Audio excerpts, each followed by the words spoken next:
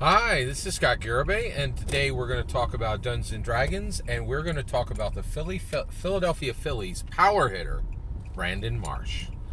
Brandon Marsh is 26 years old, and he is a power hitter for the Philadelphia Phillies.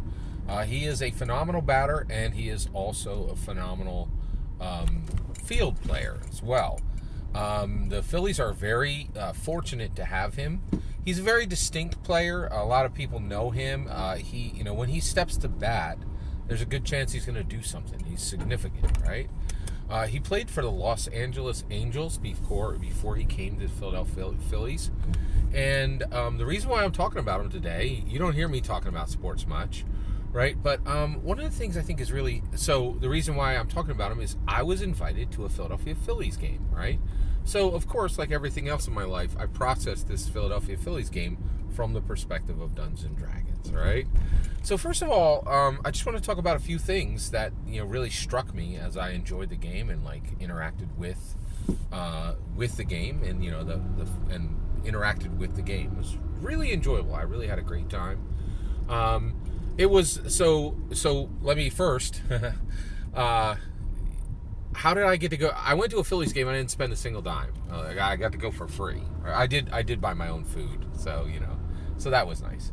The tickets and the parking were absolutely free, and they were free to the person I went with. And the reason why is most professional sports games. I don't know if you're aware of this, but most professional sports tickets now are bought up by corporations, right? And they kind of gift them out, kind of to grease the wheels of business, and it's very nice. It's they buy them in big blocks, and it's just a powerful thing. It's a very nice thing. It's kind of it's a benefit of capitalism, right? And so this person, I got invited as a second stringer, right? So the person that was originally invited couldn't make it, and then this person knows me and gave me a call on a Friday and said, "You want to go to a Phillies game tomorrow?" And I was like, "Oh, heck yeah!" And by the way, this is the only time I ever see the Philadelphia Phillies. And the reality is, when I could go for free, I'm just not I'm not enough of a sportsman to buy professional tickets, right? So I had got phenomenal seats. It was in May. It was overcast, but there was no rain, so it was very cool. It was absolutely a beautiful day. And the Phillies crushed the Chicago Cubs 12-3, right? But when I was watching, but the thing is, I actually knew the heavy hitters for the Philadelphia Phillies, and the reason why is we were in the World Series last year, and so I learned about Real Muto, right? I learned about I think it's Kevin Schwarber. I learned about Bryce Harper. That dude cost us $300 million and has been pretty much worth every single penny. I learned about Bohm, right? These are major hitters on the Philadelphia Phillies. And so I watched all these guys, right, and saw them do their thing. But by far, my favorite was Brandon Marsh. Very distinct player. He's got this full, wild beard, right? Looks like a Viking.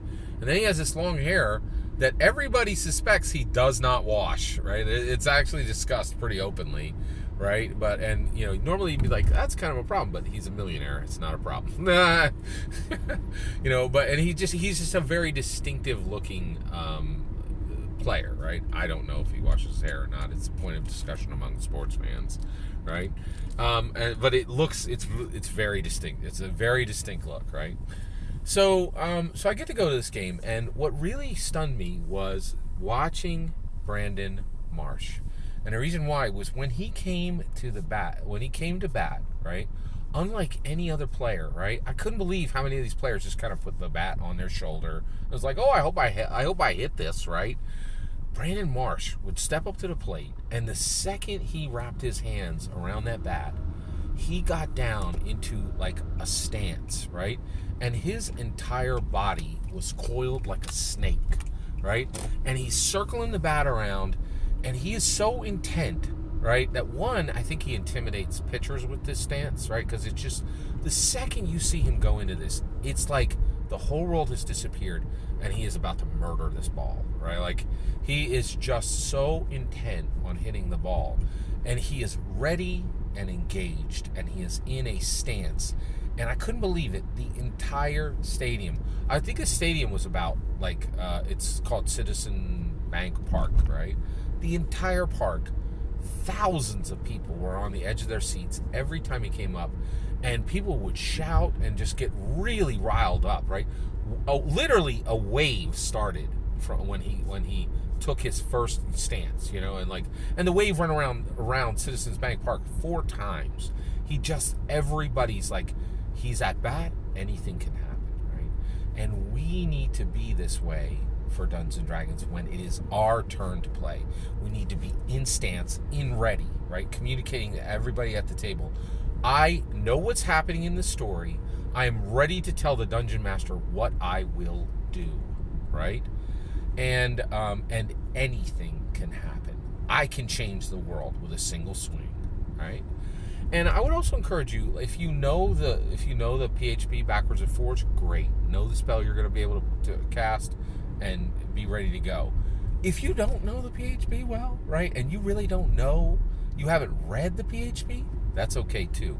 Just be ready to take action and tell the Dungeon Master what you are going to do. What you are going to do, right? That is the clear part. You need to know what you are going to do. If you know that, you're ready to go, and you can really impact the setting by not making people wait. Be in stance. Be ready to go, like Brandon Marsh.